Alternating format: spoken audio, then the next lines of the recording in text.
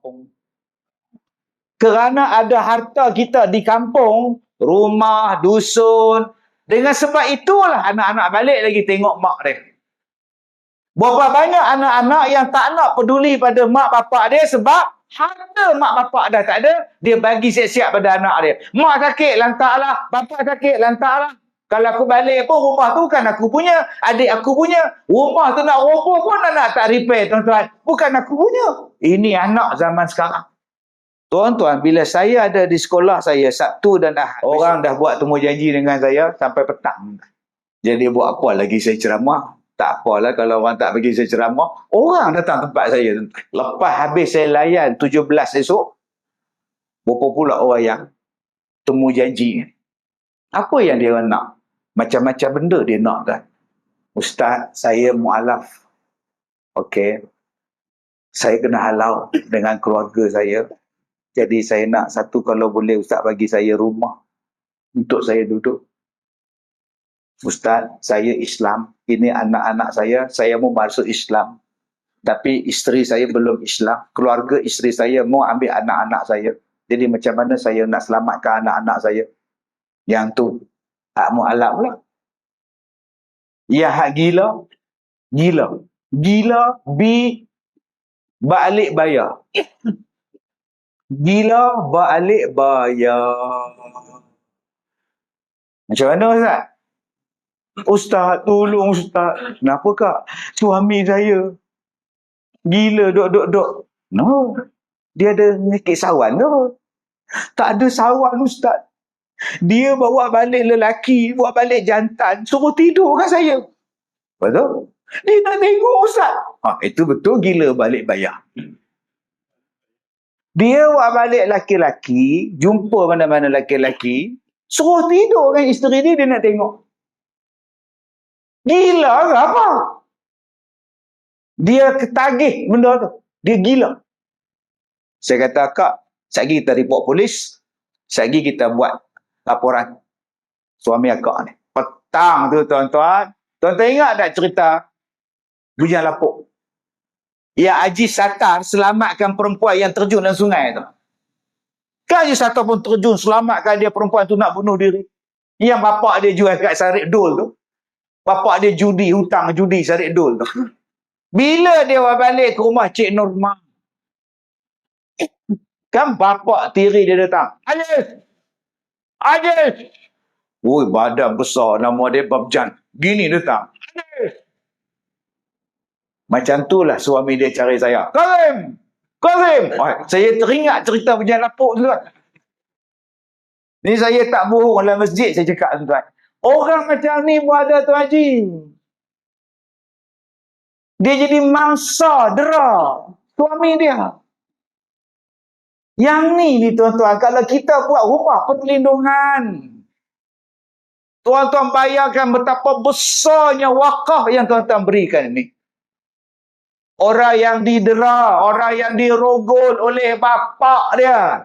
Bukan seorang tuan-tuan, 3 beradik dirogol oleh satu bapak. Mak mati. Dia bela anak-anak dia. Bila bela tuan-tuan, anak dia, isteri dia pun anak dia. Mampus. Allah nak selamat macam mana tuan-tuan? Itu belum masuk lagi yang miskin, yang perlukan bantuan, yang perlukan satu rumah, suami halau, isteri halau, anak-anak halau, bank halau. Bank pun halau. Dia ada 5 anak, satu kes. Jadi mak ni prihatin pada anak-anak. Dia kata rumah yang sana mak bagi pada Along. Rumah di sana mak bagi pada Angah. Rumah sana mak bagi pada Alang. Rumah sini mak bagi pada Acik. Rumah ni mak bagi pada Ucung. Rumah yang ni mak tumpang duduk sekejap. Tukar nama. Senang Ustaz bagi siap-siap. Kalau mati tak ada budak-budak bergaduh berebut kata. Mak pun menumpang rumah anak bongsu.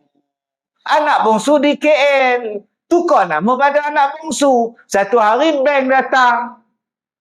Anak dia buat loan, jaga rumah dia, tak bayar berbulan-bulan-bulan, habislah rumah selai sepinggang. Cik Kasim kena keluarlah rumah Abang Ali ni, dah ada orang nak sewa. Tuan-tuan ingat ada cerita tu. Kasim selamat tuan-tuan. Begini bawa beg keluar tuan. Ustaz, boleh tak bagi rumah dekat kami satu? Rumah makcik di mana? Rumah pakcik di mana? Rumah kami dah bagi pada anak-anak. Anak-anak pula tak bagi kami masuk. Rumah yang kami duduk ni pula anak dah bagi dekat bank. Sebab tu saya nasihat pada abang-abang, pada Kak Leha, Kak Nak, Kak Tipah tertipu. Nah, ada harta, boleh nak bagi siap-siap, boleh. Tapi ada juga harta yang Kak Nak kena simpan untuk Kak Nak. Kerana harta yang ada pada Kak Nak itulah anak-anak balik jenguk di kampung. Kerana ada harta kita di kampung, rumah, dusun, dengan sebab itulah anak-anak balik lagi tengok mak dia. Berapa banyak anak-anak yang tak nak peduli pada mak bapak dia sebab harta mak bapak dah tak ada, dia bagi siap-siap pada anak dia. Mak sakit, lantaklah. Bapak sakit, lantaklah. Kalau aku balik pun rumah tu bukan aku punya, adik aku punya. Rumah tu nak roboh pun nak tak repair, tuan-tuan. Bukan aku punya. Ini anak zaman sekarang. Sebab itu salah satu benda nak dapat harta wakaf supaya berpanjangan pahalanya, membina perumahan, membina rumah untuk yang saya sebutkan tadi, fi sabilillah. Yang ni yang saya katakan tadi, dua benda yang saya seronok bila saya dijemput untuk berceramah. Saya sanggup batalkan ceramah lain, saya sanggup tuan-tuan. Pertama, mengajak orang berwakaf. Yang kedua, mengajak orang berzakat. Kenapa Ustaz? Sebab saya merasai nikmat berwakaf. Saya merasai lazatnya berwakaf, seronoknya berwakaf. Saya rasa, tuan. Kalaulah tuan-tuan boleh ikut pengalaman saya selama berpuluh-puluh tahun buat kerja-kerja ni tuan-tuan, Allah Maha Kaya Tuhan. Tadi saya duduk dalam bilik imam tu, ketua kampung kata, masih muda lagi ustaz ni. Muda apa, udah pencet. Datang imam nombor 2 pula. Ustaz nampak makin segar lah sekarang ni. Kan? Datang tuan imam pula, bulan lepas jumpa dia makan nasi dia dengan hari family day dia. Saya pula pergi makan, saya jumpa dengan dia pula. Hari ni jumpa lagi. Lain pula Ustaz Kazim, hari lagi segak nampak tuan. Apa rahsia dia tuan-tuan? Wakaf. Apa rahsia dia tuan-tuan? Buat kerja-kerja yang sekarang kita cakap sekarang ni. Kenapa Ustaz? Doa. Doa yang kita buat tu tuan-tuan, orang doa, yang tu yang kita nak. Sama ada kita ni masih hidup atau kita dah mati, doa ni tuan-tuan. Bila kita wakaf buat masjid, buat surau, buat sekolah, buat rumah orang tua, tanam pokok, buat kebun, alirkan sungai, bagi Quran, doa inilah yang sampai ni tuan-tuan ni. Allah, ampunkanlah dosa orang yang wakaf ni ya Allah. Sampai. Tuan-tuan tengok ada khutbah Jumaat, dalam khutbah tu imam baca apa? Ya Allah, Kau berikanlah kebaikan, Kau berikanlah kemurahan rezeki, Kau ampunkanlah dosa pada pewakaf dan pembayar-pembayar zakat ya Allah di saat hari Jumaat dalam khutbah. Tiba-tiba nama tuan-tuan disebut dalam tu. Kita hanya nampak bila khutbah yang kedua, berikanlah taufik dan inayahmu kepada Raja kami, Kebah Duli yang Maha Mulia, Paduka Seri Paduka Baginda yang di Peratuan Agung dan Tuan yang terutama kita sebut. Kita doa untuk Agung. Tapi kita lupa ada satu lagi doa yang tu imam sebut. Ya Allah, Kau berikanlah kemurahan rezeki, Kau lapangkanlah kehidupan, Kau ampunkanlah dosa kepada para pewakaf dan pembayar-pembayar zakat. Kenapa kita tak letakkan nama itu salah satunya disebut oleh imam? Akulah yang berwakaf. Itu yang kita cuba letakkan tu. Sebab apa Ustaz? Sebab Nabi kata, siapa-siapa yang bersedekah tidak akan mengurangkan harta. Ma naqasat sadaqah min mal. Tidak berkurang harta sesiapa yang bersedekah. Sungguh, tadi waktu saya di TV Hijrah tadi, duk tunggu siaran saya tu, 5-6 orang pegawai mai jumpa saya. Ustaz sihat Ustaz? Alhamdulillah. Macam mana penyakit Ustaz hari tu? Alhamdulillah. Tinggal kenangan ya. Kenangan yang lama. Tinggal kenangan ya. Nampak tuan ni? Kulit saya. Tinggal kenangan sahaja. Ni. Tinggal kenangan saja. Satu badan. Satu badan ni tuan-tuan. Parut-parut. Dulu kulit saya flawless. Sekarang less. Perlu hilang. Tak ada flawless lah. Tapi elok. Berapa lama Ustaz sakit? Setahun. Genap 2 bulan Oktober 21, sihatnya Oktober 22. Sakit teruk Ustaz. Doktor tak dapat kenal pasti apa penyakit saya. Last, dia orang ambil daging dari peha saya. Doktor ambil daging, cek apa penyakit saya. Keluar report, keluar result, tak ada penyakit. Negatif, negatif, negatif, negatif, negatif, negatif, negatif, negatif. Kembar tu surat. Tak ada penyakit. Tak apa. Hanya pada Allah kita mengadu. Berapa ramai yang doa, wallahu'alam. Lah tuan-tuan, saya berubat di Madinah. 3 hari saya duduk di Madinah, berubat di satu tempat. Bila saya berubat tu tuan-tuan, rasa macam benda yang besar, yang berat selama ni duduk dalam badan, hilang tuan-tuan. Keluar, rasa macam seketui keluar. Macam Allah, tak tahu kalau boleh kata ke orang salin, duk mengandung orang lama, pop keluar. Lega. Macam tu bandingan dia. Allah. Rupa-rupanya tuan-tuan, Allah nak bagi apa? Allah ganti balik tuan-tuan, ma naqasat sadaqatun min mal. Allah bagi apa pada saya? Saya duduk. Dia orang kata saya kena penyakit katak puru. Kecoh dalam media sosial, dalam televisyen. Ustaz Kazim mengidap penyakit katak puru. Habis badan jadi macam katak. Ya betul kau, katak puru kau cakap. 600 orang pengamal perubatan tradisional beratur untuk berubat saya. Yang sakit seorang 600. Gini baris. 15 pakar ambil kes saya. Doktor pakar. Bila saya duduk satu petang tu, duduk di rumah. Ceramah tak boleh. Sebab dia jadi luka. Bila saya nak pergi ceramah, nak pergi surau, luka di muka, berdarah. Luka di muka, berdarah. Luka satu badan ni. Nak ambil wuduk pun luka. Masya Allah. Apa penyakit aku ni? Alhamdulillah, Allah sayang. Isteri saya bagi dekat saya kopi 3 in 1. Mama, ayah tak boleh minum kopi 3 in 1 ni. Ayah kan kencing manis. Minum je lah. Esok mati tak boleh minum dah. Elok, cepat lagi mati.